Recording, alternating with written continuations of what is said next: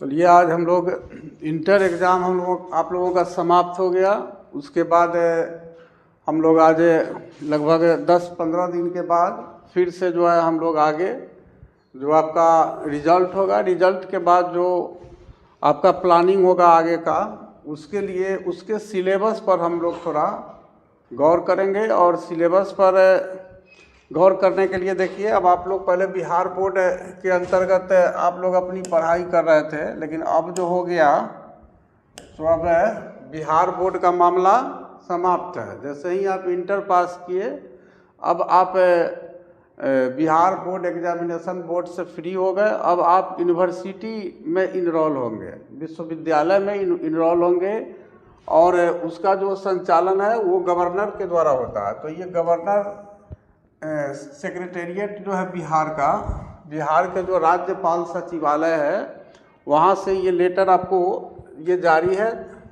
देखिए, ये 2023 में 2023 से जो न्यू एजुकेशन पॉलिसी है, नई शिक्षा नीति, तो उसके तहत क्या हुआ कि आपको जो ग्रेजुएशन है वो 4 साल का हो गया। 4 इयर्स का आपका ग्रेजुएशन हो गया। वही सिलेबस पर हम लोगों को गौर करना है। और पहले जो ग्रेजुएशन होता था, जो स्नातक की डिग्री होती थी, वह 3 साल का होता था। 3 साल में आप ऑनर्स कर जाते थे। 3 साल में आप किसी भी कोई स्पेशल सब्जेक्ट से आप ऑनर्स मतलब प्रतिष्ठा की डिग्री आप ले लेते थे। और उसके बाद आपका 2 साल का मास्टर ऑफ आर्ट्स या मास्टर ऑफ साइंस या master of commerce, science arts किसी भी फैकल्टी में हो, 3 साल का बीए होता था। और 2 साल का आपका क्या होता था कि आपको पीजी होता था। उसी को पोस्ट ग्रेजुएट भी बोलते हैं, और उसी को master of arts, master of science या मास्टर ऑफ कॉमर्स भी हम लोग बोलते हैं। लेकिन अब जो न्यू एजुकेशन पॉलिसी है, नई शिक्षा नीति है, उसके तहत आपको 2023 से, यानी 2023 के पहले आपको 3 साल का ग्रेजुएशन होता था और 2 साल का पीजी होता था। 2 साल का 2 इयर्स का आपको क्या होता था, आपका पीजी होता था, पोस्ट ग्रेजुएशन। स्नातकोत्तर इसको हम बोलेंगे, या फिर इसी को हम एमए, एमएससी, एमकॉम भी बोलते हैं। तो 3 तो 5 साल लगता था। अब क्या हो गया कि आपका 4 साल का ये ऑनर्स हो गया, ग्रेजुएशन हो गया, और 1 साल ही आपको पीजी में आपको लगेगा, 1 ईयर ओनली। यानी करने का मतलब है कि आप ग्रेजुएशन अगर 4 साल का कंप्लीट कर लेते हैं तो पीजी आपका 1 साल में ही हो जाएगा। तो 3 तो 5 साल पहले भी लगता था आपको एमए, एमकॉम या एमएससी का डिग्री लेने में, और अब भी आपको 5 साल ही लग रहा है। तो इसलिए टाइम टेबल जो है, पीजी करना है तो उसके लिए टाइम टेबल में किसी प्रकार का कोई ये नहीं। अब पहले क्या था कि 3 साल में आपको first year, second year, third year करके आपको 3 एग्ज़ाम होते थे। तो 3 एग्ज़ाम होते थे, और 3 एग्ज़ाम में आपको 800 मार्क्स जो है फुल मार्क्स पर आपका जो ऑनर्स पेपर होता था उसके ग्राउंड पर रिजल्ट होता था। लेकिन अब क्या कर दिया कि अब आपको ये पैटर्न ही चेंज कर दिया। तो हम लोग पूरे लेटर को हम लोग देखेंगे नहीं, क्योंकि यहाँ पर देखिए ये यूजीसी के द्वारा अप्रूव्ड है। क्योंकि यूजीसी जो है आपका होता है, इसका फुल फॉर्म जान लीजिए, आप लोग न्यू स्टूडेंट है, यूनिवर्सिटी ग्रांट कमीशन इसको बोला जाता है। ग्रांट कमीशन इसको बोला जाता है। विश्वविद्यालय अनुदान आयोग इसको बोला जाता है। तो वही जो यूजीसी है, वही आपको पूरे जो ऑल ओवर इंडिया में 2 तरह के यूनिवर्सिटी होते हैं। एक आपका अगर देखिएगा तो सेंट्रल यूनिवर्सिटी होता है, सेंट्रल यूनिवर्सिटी होता है, और एक आपका स्टेट यूनिवर्सिटी होता है। तो ये स्टेट यूनिवर्सिटी जो होता है, ये राज्य के विश्वविद्यालय होते हैं, और प्रत्येक राज्य में, हर स्टेट में तो नहीं है, लेकिन अधिकांश राज्य में आपको केंद्रीय विश्वविद्यालय भी है, सेंट्रल यूनिवर्सिटी है। तो सेंट्रल यूनिवर्सिटी जो है वो केंद्र सरकार, सेंट्रल गवर्नमेंट के देख रेख में वो चलती है, और वो इसको गाइड करती है यूनिवर्सिटी ग्रांट कमीशन। और स्टेट यूनिवर्सिटी जो है, जैसे हमारा स्टेट यूनिवर्सिटी में आपको बाबा साहेब भीमराव अम्बेडकर यूनिवर्सिटी आपका मुजफ्फरपुर हो गया, या फिर पटना यूनिवर्सिटी है, मगध यूनिवर्सिटी है, तो ये सब जो यूनिवर्सिटी है स्टेट यूनिवर्सिटी है, और अपने बिहार में साउथ बिहार यूनिवर्सिटी जो है वो आपको सेंट्रल यूनिवर्सिटी है बिहार में। तो इस तरह से दो प्रकार के यूनिवर्सिटी होंगे, और दोनों में से किसी भी यूनिवर्सिटी में अगर आप डिग्री लेते हैं तो आप समझिए कि दोनों डिग्री जो है सेम उसका वैल्यू है, उसमें किसी प्रकार का कोई अंतर नहीं है। और पूरा जो ये रेगुलेशन, इसको रेगुलेट कौन करता है? यूजीसी करता है। और हर स्टेट में ये चांसलर होते हैं, गवर्नर, हर स्टेट के जो गवर्नर होते हैं वो जितने भी यूनिवर्सिटी होते हैं उस स्टेट में उसके चांसलर होते हैं, कुलपति होते हैं। और वो क्या करते हैं कि हर स्टेट में एक वीसी वाइस चांसलर उप कुलपति को बहाल करते हैं, और वो उप कुलपति जो है वो पूरे यूनिवर्सिटी में जितने भी डिग्री कॉलेज होते हैं और पीजी लेवल के जो कॉलेज होते हैं सबको वो वाइस चांसलर जो है देखते हैं। और पूरे स्टेट का कौन होता है? आपको गवर्नर होते हैं, राज्यपाल होते हैं। तो ये इनको कहा जाता है, आपको कुलपति कहा जाता है। तो इस तरह से आपने यूनिवर्सिटी का रूपरेखा देखा। आपको जो है अब स्पेशल, जैसे पूरे बिहार का एक बोर्ड था, उसी से आप 10th पास कर रहे थे, उसी से आप इंटर पास कर रहे थे, लेकिन अब आपको यूनिवर्सिटी में आपको आप लोग एंट्री लेंगे। और ये देखिए 15/5/2023 का ये आपको लेटर है राजभवन से, ये गाइडलाइन जारी हुआ है कि अब हमें ग्रेजुएशन जो है बीए जो है वह कितने साल का होगा। ऐसा नहीं है कि 4 साल का है, 3 साल का भी ग्रेजुएशन आप कर सकते हैं, जहां आप चाहेंगे वहीं आप स्टॉप कर सकते हैं, 3 साल का ही आपको डिग्री मिल जाएगा। लेकिन अगर आपको पीजी करना होगा, हायर एजुकेशन में जाना होगा, तो 4 साल का आपके लिए बिल्कुल कंपल्सरी हो जाएगा ग्रेजुएशन। तो फिर ये 1 साल का कोई छोड़ता नहीं है, ये 1 साल का इसमें कर ही लेता है। और दूसरा चीज़ कि इसको इंटीग्रेटेड कोर्स कहा जाता है। देखिए इंटीग्रेटेड कोर्स के नाम से जाना जाता है, 4 इयर्स इंटीग्रेटेड कोर्स। अभी आप कोई विद्यार्थी अगर चाहे, जैसे पहले क्या होता था कि आप 3 साल का बीए किए, और बीए करने के बाद अगर आपको टीचर बनना है या एजुकेशन सेक्टर में जाना है तो आप 2 साल का बहुत सारा पैसा खर्च करके और 2 साल का बीएड करते थे। और ये बीएड का रिजल्ट होते होते 3 साल लग जाता था, मतलब 6 साल में आप बीए और बीएड करते थे। लेकिन अब क्या हो गया है कि आप अगर चाहेंगे तो एजुकेशन का भी एक आप इस 4 साल में ही आप एजुकेशन भी आप शिक्षा शास्त्र का भी डिग्री ले सकते हैं आप, और यानी बीए प्लस बीएड दोनों 4 साल में ही आपका हो जाएगा। लेकिन ये जो है से अभी हम समझते हैं कि बिहार यूनिवर्सिटी में अभी 4 कॉलेज है जहाँ पर आपको ये 4 इयर्स इंटीग्रेटेड कोर्स स्टार्ट है, जिसमें आप बीए और बीएड दोनों का एक साथ डिग्री ले सकते हैं। और उससे फ़ायदा क्या होगा कि आप ये 4 इयर्स इंटीग्रेटेड कोर्स जो है जिसमें आप बीए प्लस बीएड करेंगे तो आप उसी से एमएड भी कर सकते हैं। एजुकेशन में भी आपको एक डिग्री हो गया, मास्टर डिग्री, और प्लस आप जो स्पेशल किसी विषय से जो आप ऑनर्स करेंगे उस विषय में भी आपको पीजी का डिग्री हो गया। तो ये दोनों फायदे होते हैं। तो ये जो है इसका आपको जुलाई के आसपास में 4 इयर्स इंटीग्रेटेड कोर्स जो है जिसमें बीए प्लस बीएड दोनों है, इसका आपको जुलाई के अगस्त के आसपास में इसका फॉर्म जो है ये निकलता है। तो कहाँ कहाँ से बिहार में निकलता है आगे हम आप लोगों को फिर इन्फॉर्मेशन देते रहेंगे। अभी फ़िलहाल आप समझिए कि आपका जो रिजल्ट आएगा इंटर का, तो फिर आप ग्रेजुएशन में जो आप एडमिशन लेंगे या आगे की पढ़ाई करेंगे तो उस पढ़ाई के लिए आपका पहले से जो है आपके पास एक समझ होना चाहिए। क्योंकि समझ होगा तभी तो आप एडमिशन लेंगे सेलेक्टेड जगह पर। तो आगे देखिए, पूरा नहीं पढ़ेंगे, आगे इसको देखिए। इसमें हम लोग जो मेन चीज़ है उसको हम लोग देखेंगे।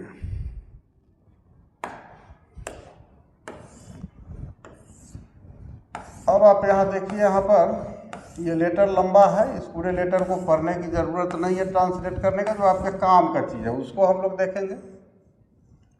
देखिए ये फॉर यूनिवर्सिटी ऑफ बिहार, ये राज्यपाल का जो लेटर है उसमें फॉर यूनिवर्सिटीज़ ऑफ बिहार, यानी बिहार में जितने भी यूनिवर्सिटीज़ हैं, चाहे वह मगध यूनिवर्सिटी हो, चाहे वह पटना यूनिवर्सिटी हो, या फिर बाबा साहेब भीमराव अंबेडकर यूनिवर्सिटी मुजफ्फरपुर हो, या फिर आपको ललित नारायण मिथिला विश्वविद्यालय आपको दरभंगा हो, या फिर और भी जो यूनिवर्सिटी है, तो उन सारे यूनिवर्सिटी टोटल यूनिवर्सिटी के को ये के लिए है।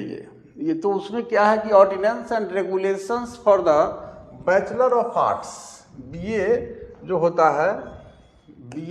है इसका फुल फॉर्म क्या होता है? इसका फुल फॉर्म होता है बैचलर ऑफ आर्ट्स और बैचलर ऑफ साइंस बीएससी हो गया, और बैचलर ऑफ कॉमर्स बीकॉम हो गया।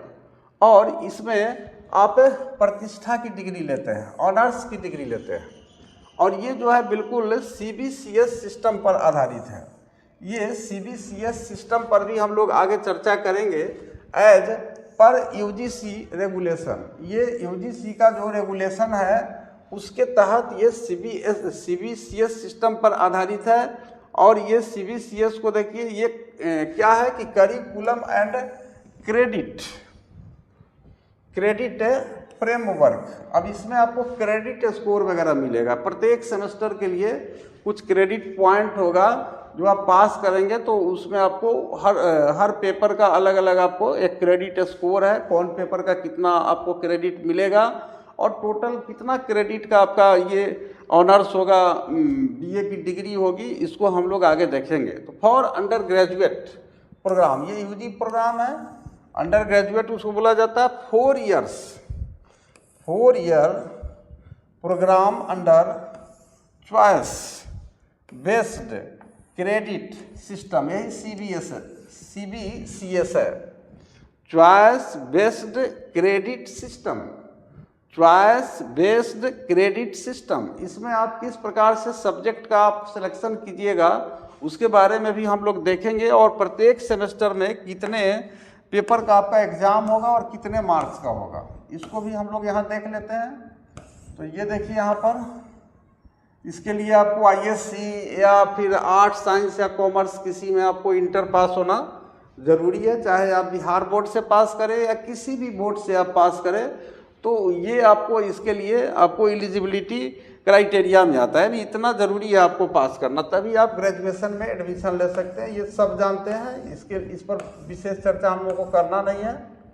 और उसके बाद देखिए यहाँ टेबल देखिए, यहाँ पर सेमेस्टर वाइज ये जो है आपका ये fee breakup for UG course program BSc BCom BA. अब इसमें आप देखिएगा तो जो बीएससी है बैचलर ऑफ साइंस है, या बीकॉम है बैचलर ऑफ कॉमर्स की डिग्री है, या बीए है बैचलर ऑफ आर्ट्स की डिग्री है, तो यहाँ पर हम लोग देखेंगे कि कितना सेमेस्टर में इसको बांटा गया 4 साल को। हर 6 महीना पर एक सेमेस्टर समाप्त हो जाता है। तो फर्स्ट सेकेंड ये 3 4 ये 2 साल में, 1 साल में 2 सेमेस्टर हुआ, फिर दूसरे साल में 2 सेमेस्टर, फिर तीसरे साल में आपको ये 5वां और 6ठा सेमेस्टर, और लास्ट जो ईयर है उसमें भी आपको 2 सेमेस्टर का एग्ज़ाम देना है। तो अभी आप लोग एक 11th का देते थे जो बिल्कुल होम सेंटर होता था आपका, और एक जो है फाइनल इंटर में आप बोर्ड का एग्ज़ाम देते थे। लेकिन अब जो आपका ग्रेजुएशन होगा वो आपको 8 सेमेस्टर में उसको बांट दिया गया है, 4 साल का। हर 6 महीना पर आपको एग्ज़ाम देना होगा, एडमिशन होगा, फॉर्म भरिएगा, फिर एडमिट कार्ड आएगा, फिर सेंटर पर आप जाएंगे, एग्ज़ाम देंगे, रिजल्ट आएगा। मतलब पूरा बिजी शेड्यूल है 4 इयर्स तक। और इसमें फ़ी वगैरह भी दिया है। फर्स्ट सेमेस्टर में देखिए कितना लग रहा है। पार्ट ए में आपको देखिए यहाँ पर एडमिशन फ़ी, ट्यूशन फ़ी, कल्चरल तरंग 1 time in each academic session. अब एक एकेडमिक सेशन में आपको 1 बार देना है 25 रुपया, तो ये 975 रुपया आप देख रहे हैं फर्स्ट सेमेस्टर। सेकेंड सेमेस्टर में आप देख रहे हैं 875 रुपया, थर्ड सेमेस्टर में 875, उसके बाद प्रत्येक सेमेस्टर में आपको 875 रुपया ये आपको कॉलेज के अंदर आपको फ़ी जो है जमा करना पड़ रहा है। अब इसमें थोड़ा बहुत कॉलेज के हिसाब से आगे बहुत हो सकता है, बहुत ज़्यादा नहीं। अब ये ऊपर का देखिएगा तो जो राज्यपाल का जो इंस्ट्रक्शन है, जो कुलपति का लेटर है, उसके हिसाब से इतना ही लेना है। लेकिन अब इसमें कभी जेरोक्स या क्या क्या के नाम पर लोग जो है 10 20 50 इधर उधर, 50 रुपया से ज़्यादा इधर उधर इसमें नहीं हो सकता। उसके बाद अगर आप चाहते हैं लाइब्रेरी, तो लाइब्रेरी का अलग से लग रहा है, देखिए 200 है। फिर ये आप देखिए इलेक्ट्रिसिटी फी ये आपको लेगा ही, आइडेंटिटी कार्ड का 100 रुपया लेगा ही, NSS फी है ये आप देखिए, बिल्डिंग मेंटेनेंस फंड में 100 रुपया हर स्टूडेंट से ले रहा, मेडिकल फी ले रहा 100 रुपया। उसके बाद एथलेटिक फंड, ये इसमें भी 100 रुपया। कॉमन रूम के लिए भी फंड ले रहा है, क्योंकि साफ सफाई कॉलेज को करवाना पड़ता है, तो 50 रुपया। को करिकुलर फी जो है से ये आपको 50 रुपया। उसके बाद देखिए यहाँ पर आगे है इतना सारा, यानी टोटल अगर आप देखिएगा तो फर्स्ट और ए और बी दोनों पार्ट में जो जितना फ़ी है सबको मिला करके फर्स्ट सेमेस्टर में आपको ज़्यादा लग रहा है, थोड़ा 2255 रुपया। और उसके बाद बाकी जितना भी 7 सेमेस्टर है सब में 2005 रुपया के करीब आपको लग जाएगा। और ये जो है कॉलेज के अंदर का फ़ी है, ये फॉर्म वगैरह भरने का फ़ी नहीं है। फॉर्म वगैरह का यहाँ पर कुछ दिया नहीं है, देखिए यहाँ पर फॉर्म वगैरह का कोई फ़ी नहीं दिया है, उसका फ़ी आपको अलग से जमा करना पड़ता है जो यूनिवर्सिटी वगैरह फ़ी लेती है। और ये देखिए लैब फ़ी 600 रुपया पर सेमेस्टर। तो ये तो आपको जब एडमिशन लीजिएगा उस समय आपको ये होगा, आपको कम से कम एक साधारण सा जानकारी हम ये दे रहा है। और ये पैसा जो है आपको हर स्टूडेंट को लगभग स्कॉलरशिप में आ जाता है, यही कुछ लेट से भेजते हैं लेकिन आ जाता है। तो ये देखिए यहाँ पर आपका आगे कितना पार्ट में इसको बांटा है। अब यहाँ देखिए, यहाँ पर प्रत्येक सेमेस्टर में जो आप सब्जेक्ट सिलेक्शन जो कीजिएगा उस पर आपको यहाँ चर्चा, ये छूट गया है कहीं हम लोगों का सब्जेक्ट सिलेक्शन में, ये हो गया सिलेबस जो हम लोगों को देखना था।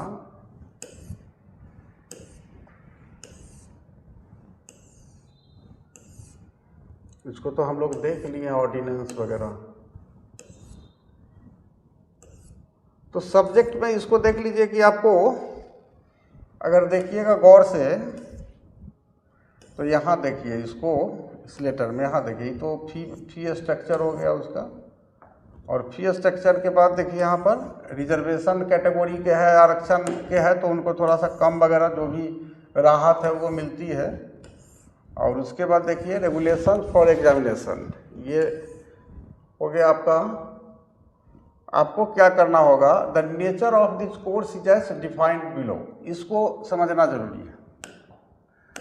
मेजर कोर्स एमजेसी, एमजेसी बोला जाता है मेजर कोर्स को। तो मेजर कोर्सेज, मेजर यानी MJC courses are designed to impact students with the core concepts, principles and processes and laboratory as well as instrumental skills in main branches. अब इसमें क्या है, सिंपल रूप में आप समझिए कि पहले क्या होता था कि पहले जो 3 साल का ग्रेजुएशन होता था तो उसमें आप एक ऑनर्स पेपर सेलेक्ट करते थे। एक ऑनर्स पेपर होता था, एक ऑनर्स पेपर होता था। मान लीजिए आपका हिस्ट्री ऑनर्स हो गया, हिस्ट्री मान लीजिए कि आपका ऑनर्स पेपर हो गया, तो इससे आप ऑनर्स किए तो आप पीजी भी आप इसी से करेंगे, पोस्ट ग्रेजुएशन एमए। और इसका जो एग्ज़ाम होता था तो फर्स्ट ईयर में आपको 2 पेपर होता था, दूसरे ईयर में 2 पेपर होता था और तीसरे ईयर में 4 पेपर होता था। तो इस तरह से, और इसी का मार्क्स जो है जोड़ करके ये 800 नंबर का होता था। और ये 800 नंबर आपका फुल मार्क्स जो होता था उसी पर रिजल्ट होता था। और इसमें क्या होता था कि फर्स्ट ईयर जो होता था इसमें आप 2 पेपर तो आप ऑनर्स का दे ही रहे और उसके बाद 2 सब्सिडरी पेपर लेना पड़ता था। लेकिन इसका जो नंबर है ये रिजल्ट में नहीं जोड़ा जाता था, सिर्फ इसमें पास करना होता था।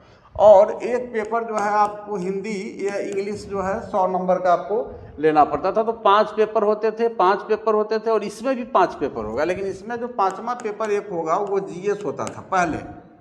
तो ये बड़ा सिंपल टाइप का आपको पैटर्न था कि साल में 1 एग्ज़ाम देना है, 3 साल में 3 एग्ज़ाम देना है और आपका ग्रेजुएशन क्लियर हो गया, ऑनर्स क्लियर हो गया। लेकिन अब क्या है कि आपको 8 एग्ज़ाम देना है पूरे ग्रेजुएशन को पूरा करने के लिए 4 साल में। तो उसमें जो ऑनर्स पेपर जो हम लोग सेलेक्ट करते थे, तो जो मेजर सब्जेक्ट है, जो मेजर सब्जेक्ट आप सेलेक्ट कीजिएगा, जैसे आप पॉलिटिकल साइंस चुनिए या हिस्ट्री चुनिए या फिर अदर कोई भी होम साइंस है या कोई भी सब्जेक्ट आप जो है चुनिए, तो वो आपका ऑनर्स पेपर हो गया, मेन पेपर हो गया। और इसी के वजह से उसको मेजर सब्जेक्ट कहा जाता है और उसको एमजेसी 1 करके उस पेपर को हम लोग उसको मेजर कोर्स 1 कहते हैं फर्स्ट ईयर में, फर्स्ट सेमेस्टर में। फिर सेकेंड सेमेस्टर में इसी का आगे तक हो जाएगा। जैसे हिस्ट्री है तो MJC 2 में आपका वो आ जाएगा, MJC 3 में आ जाएगा, इस तरह से बढ़ते जाएगा। और अब जो है से ये आपका मान लीजिए 100 नंबर का होगा, ये एग्ज़ाम आपका 100 मार्क्स का होगा। और 100 मार्क्स में आपको हर सब्जेक्ट में 30 मार्क्स का एग्ज़ाम जो है आपको इंटरनल होगा। ये एक बहुत बड़ा आपको बेनिफिट है। ये 6 पेपर का जो आप एग्ज़ाम दीजिएगा, आप फर्स्ट सेमेस्टर में या सेकेंड सेमेस्टर में या थर्ड सेमेस्टर में, किसी भी सेमेस्टर में जो आप एग्ज़ाम दे रहे हैं 100 नंबर का, तो उसमें 70 नंबर ही यूनिवर्सिटी लेगा और 30 नंबर का एग्ज़ाम आपको कॉलेज लेगा, जिसमें आप कह सकते हैं कि आपका जो इंटरव्यू है, वाइवा है, या फिर चाहे आप साइंस के स्टूडेंट्स से जो भी सब्जेक्ट आप लीजिए, हर सब्जेक्ट में आपको 30 नंबर इंटरनल होगा। और ये आप इंटर लेवल 11th वाला बात नहीं सोचिए कि हाँ अपीयर नहीं हुए तो मार्क्स चला, चूँकि ये मार्क्स ऐड होता है हर सेमेस्टर में, तो आपको हर हाल में अपीयर होना होगा, इसमें असाइनमेंट वगैरह लिखना होगा आपको। तो इस तरह से 70 नंबर का आपको हर पेपर में होगा आपका ये मेजर में भी। और उसके बाद दूसरा आपको लेना पड़ेगा माइनर कोर्स। माइनर कोर्स में इसमें क्या लीजिएगा, तो आप जैसे मान लीजिए कि हिस्ट्री आप ले लिए MJC में मेजर कोर्स में, तो माइनर में आप पॉलिटिकल साइंस रख सकते हैं, इकोनॉमिक्स रख सकते हैं, होम साइंस रख सकते हैं, कोई एक सब्जेक्ट, फिलॉसफी रख सकते हैं, कोई भी सब्जेक्ट आप जो है आपको माइनर कोर्स में एक रखिएगा। ये एक तरह से सब्सिडरी हो गया, जैसे पहले के ग्रेजुएशन में होता था। उसके बाद देखिए तीसरा क्या हो गया पेपर, ये तो सेकंड पेपर हो गया। उसके बाद देखिए थर्ड पेपर, इसको बोला जाता है MDC। इसमें भी फर्स्ट सेमेस्टर में MDC 1, सेकंड सेमेस्टर में MDC 2, थर्ड सेमेस्टर में MDC 3 करके आप लीजिएगा, तो मल्टी डिसिप्लिनरी कोर्स के रूप में आप इसको लीजिएगा। तो ये जो कोर्स होगा, तो ये आपको किस तरह का कोर्स होगा, इसमें आप मल्टी डिसिप्लिनरी करके आप कोई कोर्स जो है इसमें आप ले सकते हैं, मतलब कोई सब्जेक्ट जो है आप इसमें सेलेक्ट कर सकते हैं। और इसमें जो दिया है कि board of studies of the concern subject department academic council. अब हर जगह ये आपको MDC जो है ना, जैसे आपको ऑल सब्जेक्ट कोई ज़रूरी नहीं है कि आपको अवेलेबल होगा, तो वहाँ जो डिपार्टमेंट जिसका होगा या जो उससे संबंधित सब्जेक्ट होगा, तो वहाँ पर आपको MDC में उस समय जब आप अप्लाई कीजिएगा तो ऑप्शन आएगा, तो एक MDC लेना होगा। एक स्किल डेवलप इन्हांसमेंट कोर्स के रूप में आपको SCC लेना होगा, ये आपको एक सब्जेक्ट लेना होगा। तो ये जो SCC लीजिएगा, तो इसका जो है मेन क्या किया जाता है कि ये स्किल बेस्ड इसमें इंस्ट्रक्शन रहता है, यानी इसमें दक्षता आधारित आपको पाठ्यक्रम रहता है। जैसे मान लीजिए कि आप पढ़ाई कर रहे हैं और जिस विषय में आप पढ़ाई कर रहे हैं आपको नौकरी वगैरह नहीं होती है, तो आप SCC के रूप में जो सब्जेक्ट आप सेलेक्ट कीजिएगा उसके बेस पर आपको रोजगार वगैरह जो है अवेलेबल हो सकता है, आप एक अपना रोजगार जो है खड़ा कर सकते हैं। तो इसके लिए SCC कोर्स का जो है इसमें आपको स्किल इन्हांसमेंट के लिए, यानी आपको कुशल बनाने के लिए, दक्ष बनाने के लिए आपको ये कोर्स शुरू किया। उसके बाद देखिए एक वैल्यू एडेड कोर्स है, ये इसको VSc बोला जाता है, ये आपका 5वां सब्जेक्ट हो गया। और लास्ट जो लीजिएगा वो एबिलिटी इन्हेंसमेंट कोर्स AEC। तो इस तरह से अगर आप देखिएगा तो MJC, उसके बाद आपका MJC के बाद हो गया माइनर सब्जेक्ट MIC, और MIC के बाद MDC 3 हो गया, और MDC के बाद कौन है BSc, AEC, और आपका एक बच गया यहाँ पर,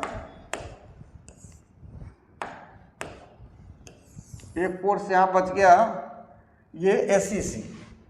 तो MJC, MIC, देखिए कौन कौन हो गया, कितना सब्जेक्ट हो जाएगा। एक लीजिएगा आपको MJC, ये मेन सब्जेक्ट हो जाएगा।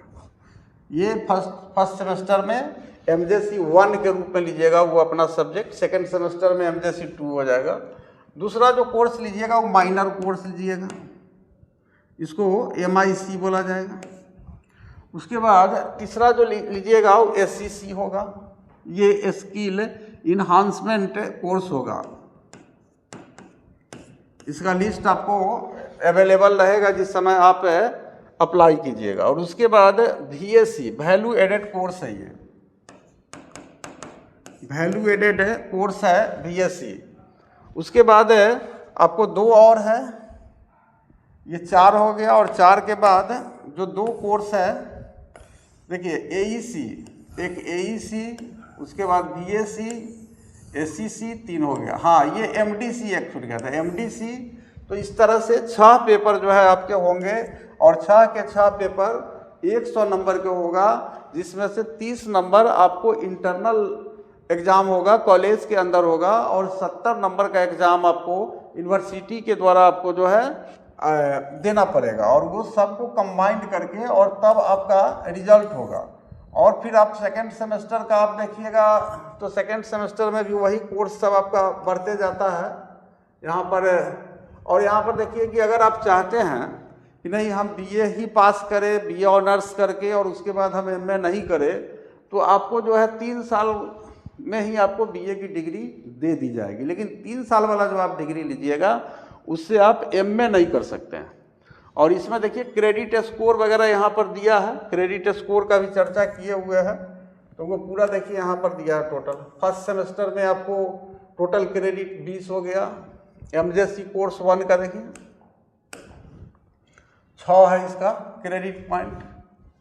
उसके बाद है माइनर कोर्स जो 1 लीजिएगा, 1 कहा जाता है फर्स्ट सेमेस्टर के लिए। और सेकंड सेमेस्टर में देखिए यही सब कोर्स 2 हो जाएगा, पेपर 2 हो जाएगा। देखिए यही सब हो गया, माइनर 2 हो गया, ये सब 2 हो गया, AEC 2, SEC 2। फिर ये थर्ड सेमेस्टर में पेपर 3 हो जाएगा उसी का।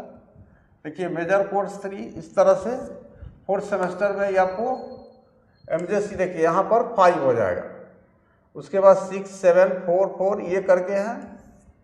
और लास्ट जो आपका सेमेस्टर है, लास्ट सेमेस्टर में आपको बहुत कम पेपर रहता है, ये आपको 6 पेपर नहीं रहेगा उसमें। देखिए यहाँ पर ये 8th सेमेस्टर में मात्र 3 पेपर है। आप देख रहे हैं ये MJC 16, MIC 10 और एक RP 1 है जो रिसर्च प्रोजेक्ट से संबंधित होता है। और आप रिसर्च वगैरह कर लेते हैं तो फिर आराम से जो है उसके बाद इसको रिसर्च करने के बाद ही अब UGC नेट वगैरह अगर प्रोफेसर वगैरह बनना है तो उसके लिए आप एलिजिबल हो जाते हैं। तो इस तरह से हमने शॉर्ट में आपके जो आने वाला जो आपका ग्रेजुएशन है उसके लिए हम उसके सिलेबस पर चर्चा किए हैं। और इसमें जो भी आप लोग MJC के रूप में लेंगे तो वही मेन पेपर होगा, और बाकी भी जो पेपर होगा उसको भी हम लोग पढ़ेंगे, लेकिन ऐसे प्लेटफॉर्म पर हम उसको पढ़ेंगे जहां पर आपका ग्रेजुएशन का, PG का और उसके बाद जितने भी प्रकार के कॉम्पिटिटिव एग्जाम्स है उन सबको ख्याल रखते हुए, और तब हम उसके लिए पढ़ेंगे। क्योंकि एक साथ आपका ग्रेजुएशन हो या फिर MA हो, PG हो या फिर जो आपका कॉम्पिटिटिव एग्जाम्स हो, चाहे जिस तरह का भी एग्ज़ाम हो, BPSC का एग्ज़ाम हो, UPSC का एग्ज़ाम हो, JPSC का एग्ज़ाम हो या फिर आपको UPPSC का एग्ज़ाम हो, तो फिर एक उसी सब्जेक्ट में आपको एक प्रोफेसर का एग्ज़ाम हो, UGC नेट का एग्ज़ाम हो, दरोगा वगैरह का एग्ज़ाम हो, आपको LDC UDC का एग्ज़ाम हो, तो हर प्रकार के एग्ज़ाम्स के लिए हम एक ही प्लेटफॉर्म पर जो है पढ़ेंगे, जिसमें हमारा जो ग्रेजुएशन और PG का सिलेबस भी पूरा होगा। और ऑल एग्ज़ाम्स के लिए क्या होगा कि वो आपको पूरी तरह से कंप्लीट जो है आपका उस प्लेटफॉर्म पर स्टडी होगा। तो चलिए इसी के साथ, चूँकि कई दिन हो गया था आप लोग एग्ज़ाम में फंसे हुए थे, इसलिए हम चाहते नहीं थे कि हम यहाँ पर कुछ आपको पढ़ा करके और आपको हम क्या करें कि मेंटली यहाँ पर घुमा करके लाए, और इसलिए हम फ्री छोड़ दिए थे कि आप लोग अच्छे से तैयारी कीजिए। और हमारी शुभकामना है कि आप लोगों का एक बहुत ही बढ़िया रिजल्ट हो। और उसके बाद जो है फिर हम लोग क्या करेंगे कि अब सिस्टमेटिक ढंग से कल परसों के बाद में हम क्या करेंगे कि आपको अपना जो सब्जेक्ट है कॉम्पिटिटिव एग्जाम्स के लिए, ग्रेजुएशन और PG के लिए, उसको हम लोग पढ़ते चलेंगे।